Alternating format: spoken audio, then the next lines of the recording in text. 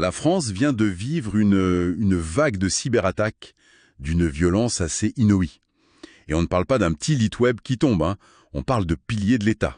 La caisse d'allocation familiale, le ministère de l'Intérieur, les hôpitaux de Paris. Des millions, des dizaines de millions de comptes avec des données personnelles d'une sensibilité extrême qui sont désormais dans la nature. Et c'est là qu'il ne faut pas se tromper. Ce n'est pas juste un incident technique, c'est une fissure béante qui apparaît dans la façade de notre société numérique.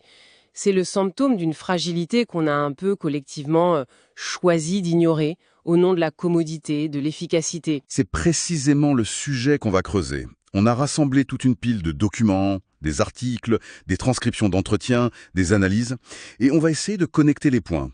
Parce que cette histoire de cyberattaque, ce n'est que la partie émergée de l'iceberg. Derrière, il y a des bouleversements profonds sur notre économie, notre conception du travail, et même la manière dont on va exercer le pouvoir.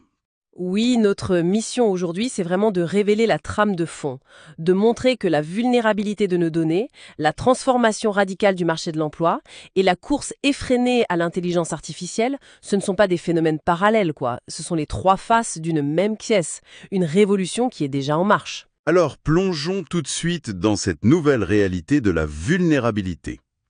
Revenons sur ce qui s'est passé en France, parce que la nature des données volées, ça donne le vertige. Pour la police, par exemple, les hackers revendiquent un accès aux fichiers de traitement des antécédents judiciaires, le fameux TAJ. Oui. Et là, il faut prendre une seconde pour mesurer ce que ça signifie. Ça veut dire les noms des témoins, des victimes, dans des affaires criminelles. La promesse de l'État de protéger ceux qui collaborent avec la justice, elle est potentiellement rompue. Ça ouvre la porte à des intimidations. À des intimidations, à des représailles. On ne parle pas de données bancaires, là. On parle de la sécurité physique de personnes. La confiance dans l'institution judiciaire est directement touchée. Et ça continue. Pour les hôpitaux de Paris, on est sur des dossiers patients complets. Les sources, elles listent des comptes rendus opératoires, des informations psychiatriques, des IVG, tout ce qu'il y a de plus intime. Là, on entre dans l'ère du chantage à l'échelle industrielle. Imaginez l'impact sur des personnalités publiques, des politiques, mais aussi sur n'importe quel citoyen. Une information médicale sensible, c'est une arme redoutable.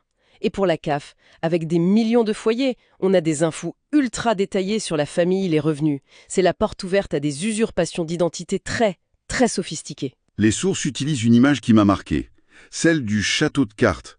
L'interconnexion de tous nos services, qui devait être notre force, est devenue notre plus grande faiblesse. C'est une bonne image, mais je la trouve presque trop optimiste en fait.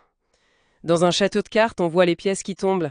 Ici, les dépendances sont invisibles. Elles sont cachées dans des millions de lignes de code, des API. La fragilité est encore plus pernicieuse parce qu'on ne l'aperçoit pas.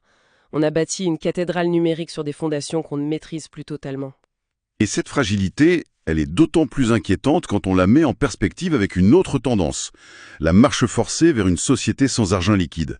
On a une note sur un projet de loi américain qui imposerait la déclaration en temps réel de toutes les transactions numériques au fisc. Ce qui veut dire qu'à chaque fois que vous passez votre carte, le gouvernement saurait instantanément le montant, le lieu, l'heure.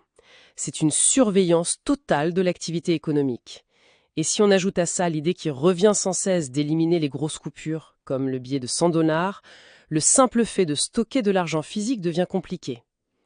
On nous vend la commodité, mais on achète une dépendance totale. Et quel est le coût de cette dépendance ? C'est la perte de résilience. La centralisation crée un point de défaillance unique.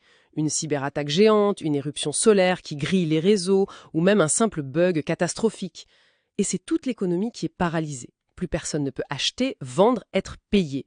L'argent physique, aussi archaïque qu'il puisse paraître, il a cette qualité incroyable. Il fonctionne même pendant une panne de courant. On est en train d'échanger la robustesse contre une efficacité très cassante. Et cette idée d'un système qui casse, d'après les sources, elle ne s'applique pas seulement à nos infrastructures numériques. Elle est sur le point de frapper au cœur de notre économie, le travail lui-même. Absolument. On passe d'une fragilité technique à une fragilité sociale et économique. Et les chiffres avancés par certains des plus grands noms du secteur sont fulgurants. Il y a cette prédiction de Shane Legg, le cofondateur de DeepMind, le labo IA de Google.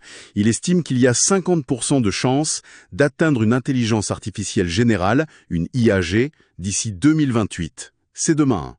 C'est demain, oui. Et il ajoute que ça cassera probablement le système actuel où l'on échange son travail contre des ressources. Et ce qui est fou avec Legg, c'est que ce n'est pas une réaction à la mode de ChatGPT. Non, pas du tout.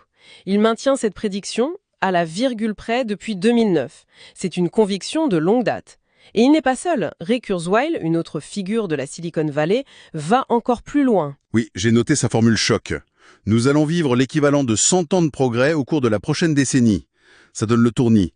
Qu'est-ce que ça peut bien vouloir dire concrètement? Mais C'est presque impossible à se représenter. Imaginez passer de l'an 1924 à 2024 en seulement 10 ans. Des calèches aux voitures autonomes, du télégraphe à Internet dans la poche.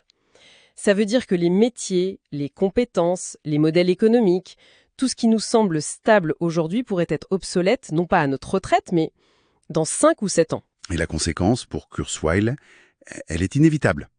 Oui, c'est que le revenu de base universel deviendra une nécessité absolue dès les années 2030, parce que la notion même d'emploi n'aura plus de sens pour une grande partie de la population. Et on ne parle plus seulement d'automatiser les tâches physiques dans les usines. Non, c'est ça la grande rupture. Il parle d'un moment ChatGPT pour la robotique. Il le situe entre 2026 et 2027, c'est-à-dire le moment où les robots humanoïdes acquerront une dextérité suffisante pour remplacer massivement les emplois de services, de logistique. Et cette transformation, elle a déjà des effets un peu pervers, même dans la tech. Un des documents parle de la grande gueule de bois de l'IA. J'avoue que le terme m'a interpellé, c'est assez parlant. De quoi il s'agit? C'est un phénomène que les ingénieurs commencent à observer. Des développeurs, même des juniors, utilisent l'IA pour générer des milliers de lignes de code avec une simple phrase. On appelle ça le vibe coding. On décrit une vibe, une intention, et l'IA produit le code. D'accord. Et le problème? Le problème, c'est que le résultat est souvent une dette technique massive et invisible. La source appelle ça l'AI slope. Une pente de l'IA? C'est-à-dire? Je comprends vraiment. Donc on revient exactement au même problème que le château de cartes du début, en fait. C'est exactement ça. On crée une fragilité systémique, non plus au niveau de l'État, mais au cœur même du code qui va faire tourner l'économie de demain. On gagne en vitesse ce qu'on perd en robustesse, et cette idée de maîtrise, elle se joue aussi au niveau des nations. C'est là qu'intervient le concept d'IA souveraine de Jensen Huang, le PDG de Nvidia. Oui, et c'est une perspective géopolitique qui est cruciale. Wang explique que les données d'un pays, sa culture, son histoire, sa langue, ses lois, c'est une ressource naturelle, au même titre que le pétrole. Et les nations qui se contentent d'exporter ces données brutes pour racheter l'intelligence raffinée par d'autres. Eh bien, elles externalisent leur avenir. C'est comme si on exportait notre pétrole brut pour racheter de l'essence au prix fort, en étant totalement dépendant de la raffinerie étrangère. Avoir sa propre infrastructure d'IA, entraîner ses propres modèles sur ses propres données, ce n'est plus un choix, c'est un impératif de souveraineté. Ces bouleversements sont donc le fruit d'une compétition féroce. On voit d'ailleurs le marché se consolider, des alliances se former. Les sources parlent de celles entre Google, Anthropic et le laboratoire japonais Sakana AI. Beaucoup y voient une coalition pour contrer l'hégémonie d'OpenAI. Et au-delà de ces jeux d'alliance, il y a des divergences. Tout à fait. Philosophique, très profonde. Prenez Yann LeCun, un des pères fondateurs du Deep Learning, aujourd'hui chez Meta. Il est en opposition frontale avec l'approche des grands modèles de langage, les LLM, type ChatGPT. Il développe une approche alternative, les modèles à base d'énergie. Qu'est-ce que ça veut dire ? Pour faire simple, au lieu d'apprendre à prédire statistiquement le prochain mot, son approche vise à apprendre les contraintes du monde réel.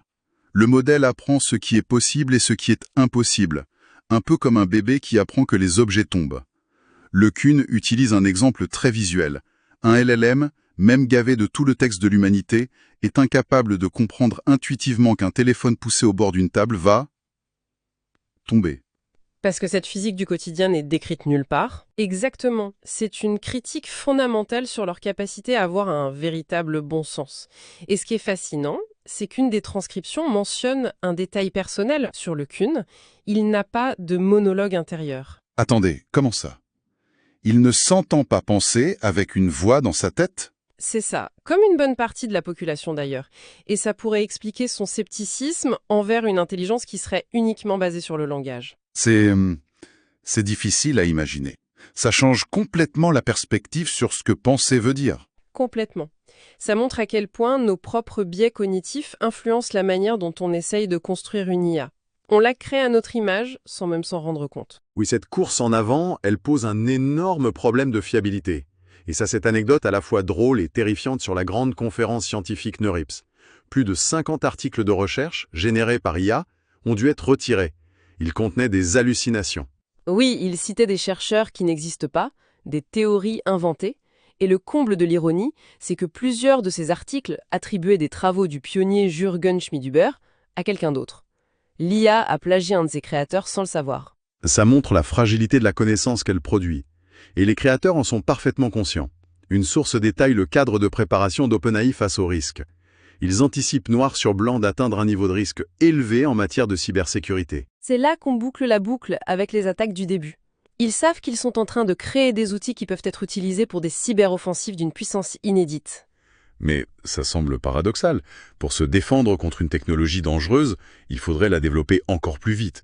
C'est d'une logique de fuite en avant, non? C'est exactement la logique d'une course aux armements. La vision de Sam Altman, le PDG d'OpenAI, est très claire là-dessus. Il part du principe que les outils d'attaque basés sur l'IA vont être développés. Par eux, par un concurrent, un État. Face à cette certitude, la seule stratégie viable, ce n'est pas de freiner, mais d'accélérer le développement des outils de défense pour avoir une chance. Il faut que le bouclier soit toujours plus avancé que l'épée. Ne rien faire, ce serait laisser le champ libre aux attaquants. On a donc une société numérique qui est devenue un château de cartes invisible. Les fondations économiques du travail qui basculent à une vitesse folle, et au cœur de tout ça, les architectes de cette révolution sont eux-mêmes dans une course pour maîtriser leur propre création. Et c'est intéressant de ramener ça à une échelle plus humaine. Les documents qu'on a parcourus, ils dessinent un monde de risques immenses, mais aussi d'opportunités folles. C'est tellement vertigineux que même un visionnaire comme Ray Kurzweil, quand on lui demande quel conseil il donnerait à un jeune de 25 ans aujourd'hui, il avoue ne pas avoir de réponse simple.